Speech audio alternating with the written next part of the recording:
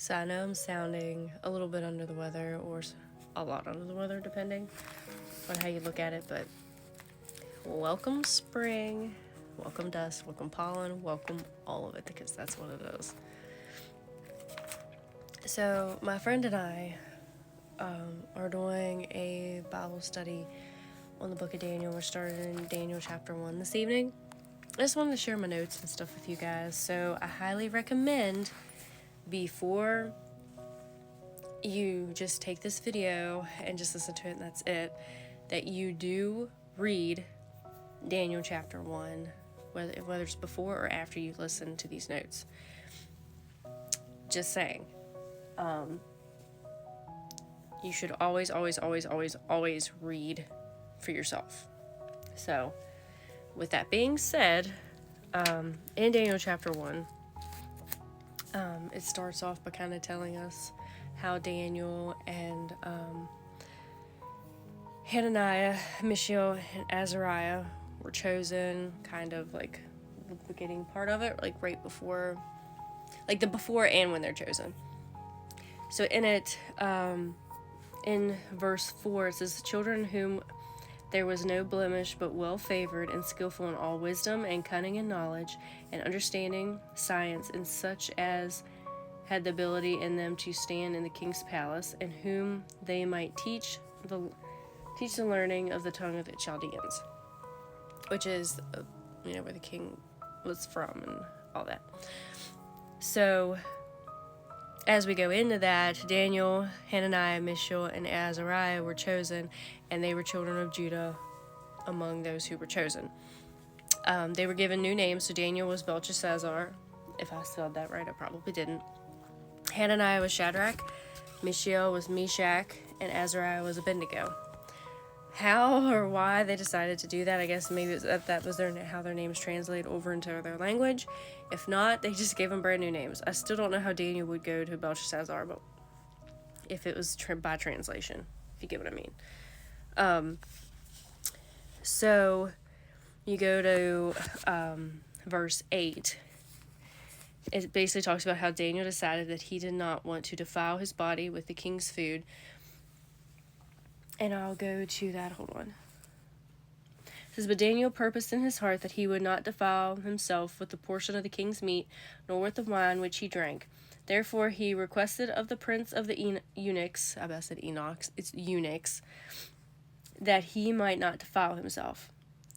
So, there's the start of that. A lot of people will do the Daniel fast, and they talk about the Daniel fast. This is where it originates from, guys, okay?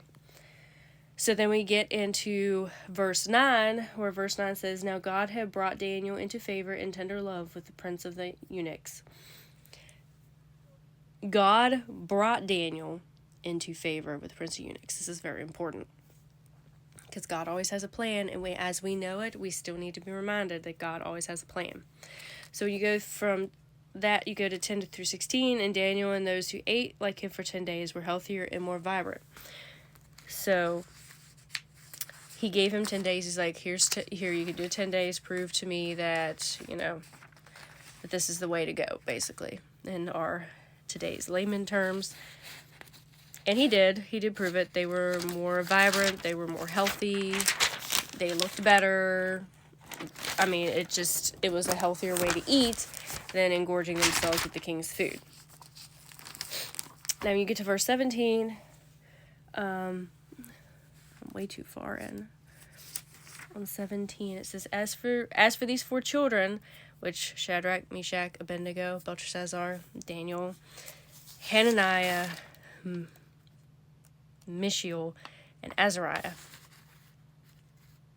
It's a lot harder to say